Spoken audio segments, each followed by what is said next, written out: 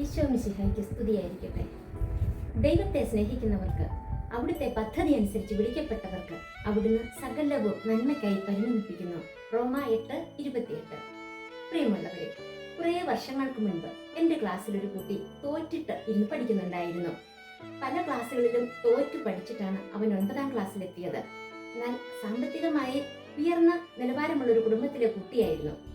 ഞാൻ അവനെ ഫ്രീ ടൈമിലെല്ലാം വിളിച്ചിരുത്തി പഠിപ്പിക്കുമായിരുന്നു. പക്ഷെ അവൻ എന്നോട് പറയും, ടീച്ചർ, എനിക്ക് പഠിക്കാൻ ബുദ്ധിയില്ല, എനിക്ക് പഠിക്കാൻ അറിയില്ല, എനിക്കൊരു നല്ല ഭാവി കിട്ടുകയില്ല. അപ്പോഴൊക്കെ ഞാൻ അവനെ ആശ്വസിപ്പിക്കുമായിരുന്നു. ഞങ്ങൾ ടീച്ചേഴ്സ് എല്ലാം അവനെ ഒഴിവ് സമയങ്ങളിലൊക്കെ വിളിച്ചിരുത്തി പറഞ്ഞു കൊടുത്ത് പഠിപ്പിക്കുമായിരുന്നു. ഞാൻ അവനെ കൊണ്ട് എപ്പോഴും ചൊല്ലിക്കൊണ്ട് നടക്കാൻ ഒരു വചനം എഴുതി കൊടുത്തു. ദൈവത്തെ സ്നേഹിക്കുന്നവർക്ക്, അവിടുത്തെ പദ്ധതി അനുസരിച്ച് വിളിക്കപ്പെട്ടവർക്ക് അവിടുന്ന് സകലവും നന്മയ്ക്കായി പരിണമിപ്പിക്കുന്നു. റോമ 8:28. അവൻ പരമാവധി പഠിക്കാൻ ശ്രമിക്കുകയും ഒത്തിരി പ്രാർത്ഥിക്കുകയും ചെയ്യുമായിരുന്നു. ഞാൻ അവനെ ആശ്വസിപ്പിച്ചുകൊണ്ട് പറയുമായിരുന്നു, മോനെ, നീ വിഷമിക്കേണ്ട, നിന്റെ സങ്കടം ഈശോ കാണുന്നുണ്ട്, ദൈവത്തിന് അസാധ്യമായി ഒന്നുമില്ലല്ലോ. എന്റെ വാക്കുകൾ അവന് വളരെയേറെ ആശ്വാസമായിരുന്നു. ഏതായാലും 10ാം ക്ലാസ്സിൽ ജസ്റ്റ് പാസ് മാർക്കോടെ അവൻ പാസ്സായി. പ്രിയമുള്ളവരെ, എവിടെയും ഒന്നാമതെത്താൻ മത്സരിക്കുന്ന മത്സരങ്ങളുടേതായ ഒരു കാലഘട്ടത്തിലാണ് നാം ജീവിക്കുന്നത്. ആർക്കും അങ്ങോട്ടും ഇങ്ങോട്ടും സംസാരിക്കാൻ സമയമില്ല, പ്രാർത്ഥിക്കാൻ സമയമില്ല, നന്മ ചെയ്യാൻ സമയമില്ല, ആരെയും ശ്രദ്ധിക്കാൻ സമയമില്ല, ഒന്നിനും സമയമില്ല. പക്ഷെ ഒരു കാര്യം നാം ഓർക്കണം, നമ്മളെ സദാസമയവും നിരീക്ഷിച്ചു കൊണ്ടിരിക്കുന്ന ഒരു തമ്പുരാനാണ് നമ്മുടേത്.